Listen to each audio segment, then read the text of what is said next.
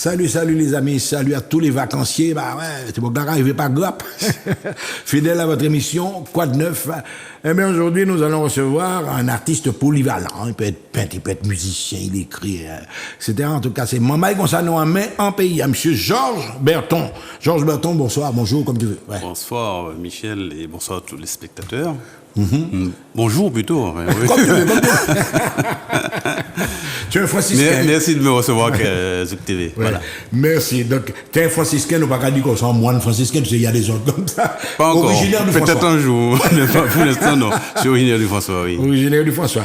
Alors, tu te définis comment? Comme un auteur-compositeur, comme un musicien polyvalent. On va constater que tu es artiste peintre également. Comment on va définir quoi exactement? En gros, c'est une vieille histoire. C'est-à-dire que depuis l'âge de 15-16 ans, j'ai monté mon premier groupe, Top Caraïbes. Oui. J'ai venu le frère Flairet, Maurice plutôt, parce que... Vous l'avez monté en Martinique? Oui, adolescent, hein, 15 ans, on a fait bon bruit, quoi. Donc on a fait ça jusqu'à l'âge de 18 ans. Nous jouions, tu as connu la période des paillotes et tout ça. En tout cas, j'ai joué des grands groupes frères des gens, tu parles à un nostalgique, là. Ouais, on est des vieux. Donc du coup, j'ai joué donc avec toi, avec les léopards. Avec les léopards. Et puis, à l'âge de 18 ans, je suis parti à... Enfin, je faisais la musique et la peinture aussi. Hein. Je peignais à la gouache. La gouache. Les deux ont été de pair depuis très jeune. Hein. Donc tu as tiré à Paris, etc. Voilà pour ma carrière pour gagner ma vie. Hein. Ta carrière professionnelle. Professionnelle, voilà. Dans quelle branche on peut dire? J'étais à France Télécom, donc j'ai fait de la transmission. Après, j'étais dessinateur projeteur au départ. Ensuite, la transmission. Ensuite, de l'informatique. Ensuite, j'ai bifurqué vers le ministère de la Justice. Et tu es resté combien de temps en métropole alors? Je suis resté presque 30 ans. Il m'a dit tu es là-bas. Enfin, moi, tu es qui? Il pas qu'à Mais heureusement que j'avais la peinture et la musique qui me permettaient de faire plein de choses. D'occuper ton temps libre, quoi. Autre que le boulot, quoi. Donc, forcément, nous descendons Maurice et Orman, c'est des frères. On t'en descend à la Réunion et puis on diffère. Non, j'ai quitté le groupe avant. Enfin, on a pris des différences, enfin, des trucs. J'ai fait une petite carrière solo qui n'a pas trop. J'ai fait avec d'autres groupes, avec Accolade, tu connais Accolade de Paris. Mais bien sûr, ouais. Avec d'autres groupes, et je jouais même en duo avec un mec qui s'appelait, comment ça s'appelle, Claudio Stillband. On faisait du jazz dans les pubs. Donc, tu as connu Douceur des Îles, tu as connu Zombie Nelson, tous les points de chute sur Paris. Je faisais tout ça le soir. Douceur des Îles. Donc tu es un... Et puis je suis rentré il y a 20 ans. connu de la communauté antillaise, ça dit ça. Et puis tu es entré en Martinique depuis combien de temps? 2002, ça fait 20 ans. 20 ans, ah ben, il y a un moment là. 20 ans. Alors, on va quand même aller un petit peu plus loin. Mais cette fibre artistique, tu la tiens de qui? Papa, on t'es peintre, papa, on t'es musicien, maman, on t'es qu'à chanter. Papa, moi, t'es qu'à chanter, ma maman aussi. C'était assez marrant parce que j'ai des vidéos de ça. C'est le cas pour moi, la Non, mon père, il avait la fibre. C'est un chanteur, quoi. Il était qu'à chanter Marinella. Dino aussi. Luis Mariano. Exactement. Et quand il revenait de son, parce qu'il avait ses bœufs, il avait sa petite vie vanille, il était vanille aussi, donc il faisait des choses un artisan. Un artisan, voilà, artisanal. Et quand il rentrait chez lui le soir, il était qu'à chanter. Il mettait un cabanon, il a dessiné, il a chanté. Donc peut-être c'est de... Vous êtes combien dans la famille de frères et sœurs? On est 9. 9. Vous êtes quatre, papa qui a chanté la différence. Papa qui a chanté, maman qui a le cœur, comme ça. Donc c'est quelque chose... C'est quelque chose qui est dedans. On va dire que c'est dans tes gènes congénitales. Peut-être. C'est une belle expression. J'ai eu le besoin très jeune de faire ça pour me faire du bien, en fait.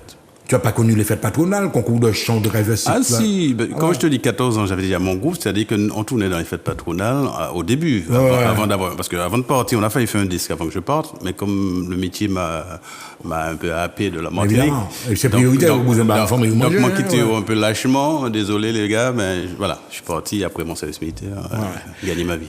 Donc voilà, tu évolues, mais finalement, on va voir un produit que tu vas nous présenter maintenant. Est-ce que tu avais déjà d'autres enregistrés avant d'autres albums? Si, j'ai fait 3 albums avec Force One. J'ai fait des albums. C'est la période où plein de gens faisaient des disques. Donc j'ai fait avec Laurent Laka, j'ai fait Montez bien. Laurent Laka, oui. J'ai la tulipe ou bien Espoir? M'en faire en album Laurent Laka. Attends, mais tu m'as fait où sans bassiste? Guitariste solo. Guitariste solo, Dans le temps, quand on a démarré le groupe, il n'y avait pas de cuivre. Après, on a pris un sax. C'était la période des guitares. Martino, c'est mon dieu. Gypsies. Donc on faisait plein de soirées comme ça. On a joué avec les Bouquelos, c'était la période Boukelos, machin. Et puis après, on a pris un sax, on a commencé à prendre des cuivres. Et avec Force One, on avait une section cuivre bien huilée, attention. Tu n'as pas fait pédagogue, non? Mais du 14e, il jouait avec nous de temps en temps. Des fois, on était quand même tromboniste. Il y avait un trombone là, je m'appelle. Dans les pédagogues? Oui, il avait un trombone. Donc, tu connaissais Ernest Sache bien. Bien sûr. Je crois qu'il travaille encore avec mon frère qui restait là-bas. Mais tu vois, tu n'es pas un terrain inconnu. Voilà. Donc, tu tournes comme ça. On a parlé beaucoup de musique, enfin. Mais en peinture, je vois que tu es. Là-bas aussi, oui, j'ai des toiles un peu partout en Afrique. Ah bon? Je crois même que j'en ai au Canada, j'en ai partout dans la France. C'est-à-dire que chaque fois qu'il y avait une manifestation entière, je suis très culture, hein. Je suis très terroir, branché depuis le départ. J'aime ma tu es enraciné. Enraciné, voilà. Donc dès qu'il y avait un truc là-bas, surtout quand tu es sur Paris, c'est un peu plus exacerbé, donc tu as plus envie de retrouver ton truc. Donc je participais à beaucoup de choses, des associations qui organisaient des trucs. Sarcelles, pour monter des lèvres. Tout, Épinay. Qui nomme la Yougoslavie, qui met un sarcelle là, il y a un endroit, un espace. Oui. Et puis j'ai même exposé à Lyon, parce que j'envoyais, il y a eu des articles sur moi, Ron Poulenc, des trucs comme ça. Je participais à plein de choses. Il y avait monsieur, comment il s'appelle, un Guadeloupéen là, qui avait un truc à Port de Pantin, il avait un genre d'espace où on faisait de la danse.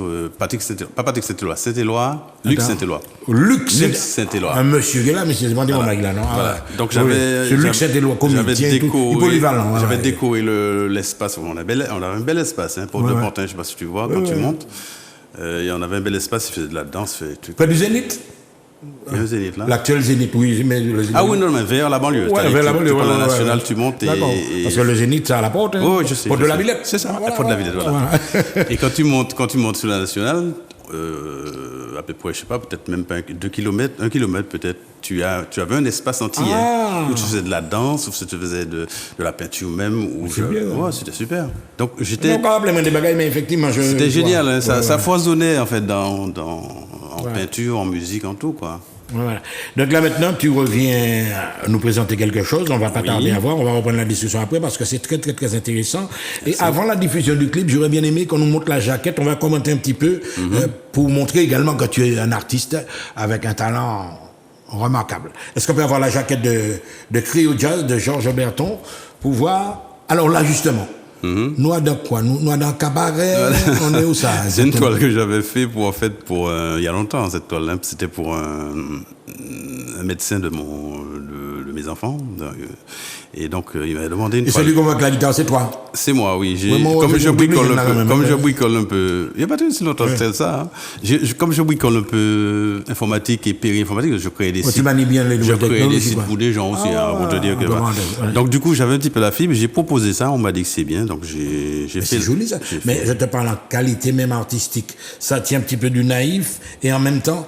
Non, mais tu ne peux pas définir ton orientation artistique. Non, t'as dit que je refuse de me mettre dans des cases, donc je fais ce que je ressens.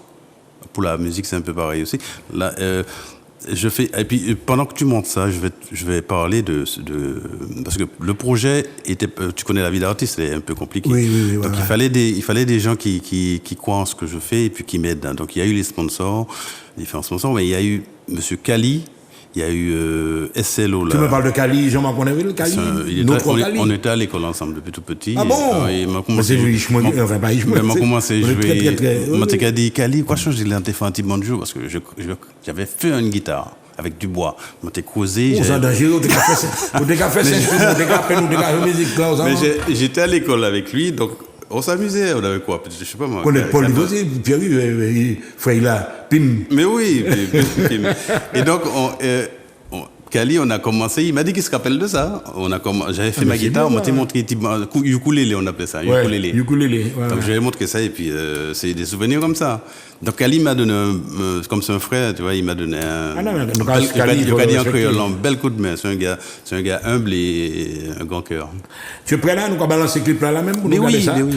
Ah mais on diffuse le clip là maintenant, on va voir Monsieur Georges Berton en action. Nous allons contrôler sur quoi Montibanou aussi. Tout à fait. Voilà, on balance là.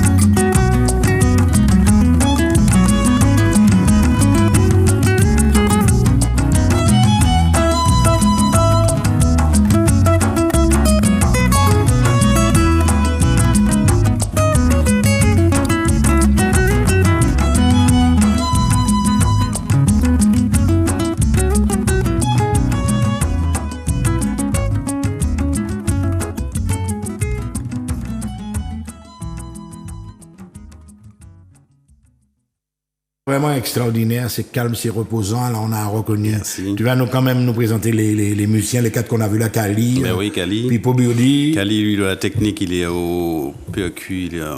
Comment vous avez fait ça à Balata, près des jardins de Balata? Oui, c'est en studio chez lui. Et puis donc Pipo, bien sûr, super, des bonnes mentalités. Et Pipo Alain Gravier, c'est un violoniste qui est connu, il fait des choses très bien. Puis il aime ce que je fais en plus, donc on est amenés à travailler ensemble. Et les chœurs, je vois David et Célia Berton. David Berton, c'est mon neveu qui joue avec FMI d'ailleurs.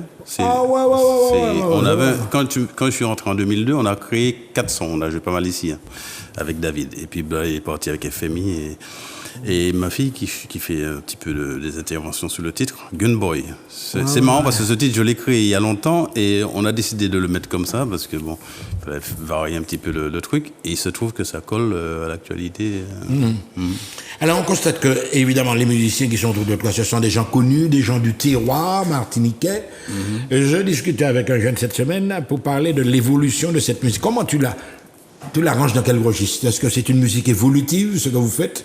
Parce que c'est une petite connotation bossa aussi. Oui, mais il faut dire qu'il est multicolore, un petit peu, cet album-là. Chaque morceau, c'est un style différent. C'est-à-dire que le fil conducteur, c'est la culture, parce que tu vas remarquer qu'il y a le tambour belay dedans.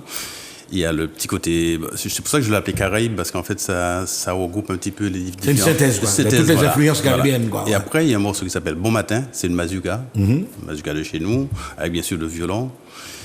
Et il y a un morceau qui introduit... Parce que le projet, il y a l'album, mais il y a un projet plus vaste qui va regrouper la peinture. Donc, tu as prévu toute une série d'activités autour de cette j'ai prévu des choses un peu plus larges. Ça, c'est un premier jet.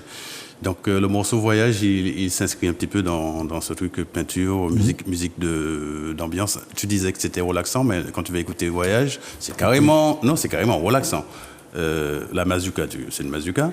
Et le Gunboy, c'est carrément un reggae. Un reggae chanté par mon neveu d'ailleurs, David Berton, qui m'a fait le plaisir de chanter ça, avec ma fille qui fait un petit peu des interventions. Voilà. Mais justement, des produits comme ça, j'en parlais souvent avec des amis, est-ce que tu penses qu'on est à un tournant radical des conceptions musicales dans ce pays? J'espère. Il y a des gens qui créent, quoi. Il y a des gens qui en vivent comme avant, mais c'est-à-dire qu'ils ont peut-être... Non, tu as des nostalgiques, tu en auras toujours. Non, quand je dis qu'ils créent, pas vraiment pour revenir sur ce qu'on faisait avant, mais pour prendre ce qu'on a, pour le magnifier, quoi, en fait, le rendre bonifier, le rendre actuel. Donc c'est ce que j'essaie de faire avec cet album. C'est-à-dire que le morceau, on sent qu'il y a de la Caraïbe, mais un petit peu mixé, métissé. Mais justement, j'en parlais encore avec un ami qui nous a rendu visite cette semaine. Tu es un adepte des nouvelles technologies aussi. À Nassau-Féa, tu as vu arriver l'intelligence artificielle. Oui. Est-ce que tu substitues le roots à l'artificiel ou alors tu fais les deux en même temps, un mix? Les deux sont intéressants puisque le premier permet de préparer le travail. J'ai un home studio à la maison, donc tout l'album a été préparé chez moi. Tu équipes pour ça, a été préparé chez moi. Après, j'ai versé chez Kali et puis on a travaillé. Donc on ne peut pas séparer l'autre, mais il n'y a pas mieux que les tripes de musiciens qui jouent. Ça, tu sais bien. Mais évidemment, je suis bien placé. Tu peux jouer tu peux programmer tout ce que tu veux. Tu n'auras jamais la fibre qui n'est pas dans le temps, qui est à côté du temps. C'est comme le pipeau, quand il joue, il n'est pas fondamentalement... C'est le groove, ça s'appelle le groove. Le groove. Et c'est l'homme qui crée son groove. Avant, tu te rappelles, on reconnaissait un bassiste. C'est mon bassiste Charles, par exemple, qui avait un style particulier. Voilà. Tu as Hotbou qui joue d'une autre manière. Tout à fait. Tu as Pipo, etc. Exactement. Tu vas prendre Alex Bernard. Exactement. Donc, pour te montrer que le côté émotion... L'humain, on ne remplace pas. Pas possible. Justement, le côté émotion, l'humain... Il faut que ça transparaisse à travers ta musique. Tout à fait. Tu peux garder un petit peu de... Parce qu'en fait, l'ordinateur, ou comment tu l'as appelé tout à l'heure... La programmation, quoi. Programmation, ça te permet de te corriger un petit peu pour mettre un petit... Parce que quand tu écoutes les trucs d'avant, c'est vrai qu'on déborde un petit peu sur le temps. Mais il faut garder l'humain. Il faut garder l'humain. Non, je vais un petit peu... C'est une boutade, hein. Je te jure, je suis allé, il n'y a pas tellement longtemps, j'étais en studio, mais j'ai entendu des voix... Tu sais qu'il y a des logiciels qui corrigent les voix. Hein. Bien sûr. En tonalité. Non seulement il y a des effets. Tu peux chanter comme une casserole, mais c'est un gars, il peut chanter. Je te dis. Mais non seulement il te corrige au niveau des effets, aux tunes et compagnie. Ah oui. Mais même la tonalité. Si tu fais une note. Si tu détonnes, il peut te ramasser. Remettre en dièse, ou remettre en majeur. On y vise. Non, mais je suis un informaticien aussi. Tous les logiciels de musique, je connais. Voilà.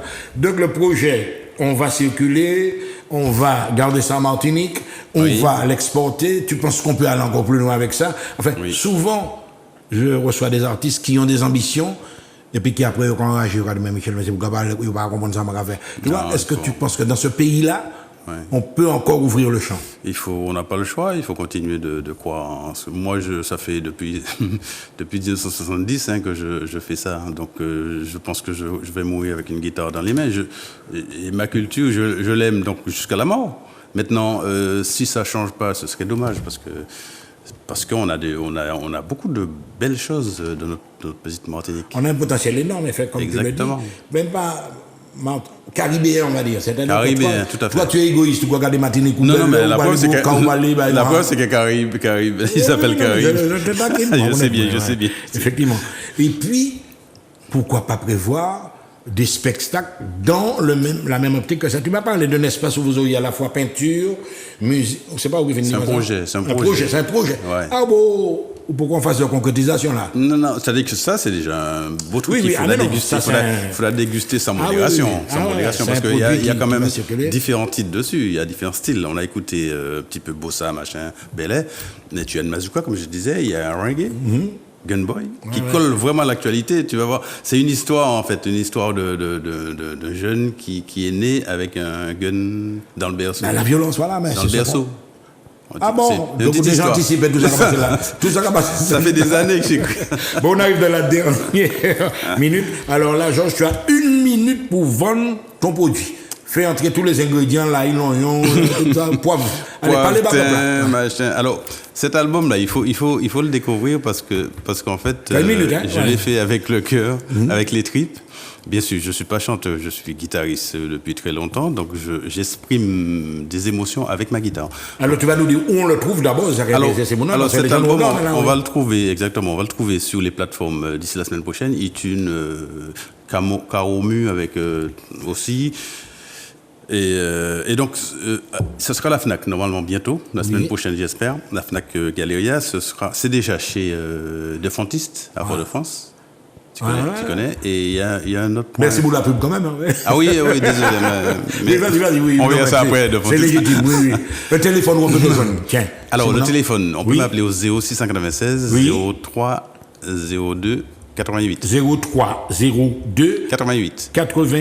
Tout à fait. Voilà, mesdames et messieurs, vous avez compris qu'on a affaire à un artiste vraiment qui en veut, qui l'est montré, qui en paye nous à nous, ça fait bagaille. Son contact 0696 03 02 88. Il s'appelle Georges Berton. Nous avons souhaité bonne chance en espérant le revoir très bientôt sur Zouk TV. À bientôt. Merci.